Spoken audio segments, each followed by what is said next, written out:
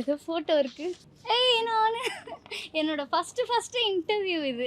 அத பத்தி எங்களுக்கு வந்து அந்த ஒரு ஸ்வேதா இருக்காங்கல்ல, அவங்க எப்படி? அதில் வந்து தம்ப்லைன்ல என்ன போட்டிருப்பாங்கன்னா, பாசக்கார பொண்ணு ஸ்வேதா அப்படின்ற மாதிரி போட்டு வச்சுருப்பாங்க. நான் பொதுவாகவே வந்து ரொம்ப ஒருத்தவங்க என்கிட்ட பழகிட்டாங்கன்னா ரொம்ப கேரிங்காக இருப்பேன். ரொம்ப அவங்கக்கிட்ட மட்டும் ரொம்ப குறும்புத்தனமாக சின்னதாக அவங்க எதனா சொல்லிட்டாங்கன்னா எனக்கு ரொம்ப அஃபெக்ட் ஆகிடும். நான் அப்படி இருந்தேனா, அது வந்து நான் ஸ்கூல் டைம் நினைக்கிறேன், +2 டைம் நினைக்கிறேன். டிக்டாக் பண்ணிட்டு இருந்தப்போ ஆதித்யாவில் வந்து விக்கி அண்ணாவும் ஐயோ இன்னொருத்தர் பேர் தெரியலையே, விக்கி அவர் ஞாபகம் இருக்குது.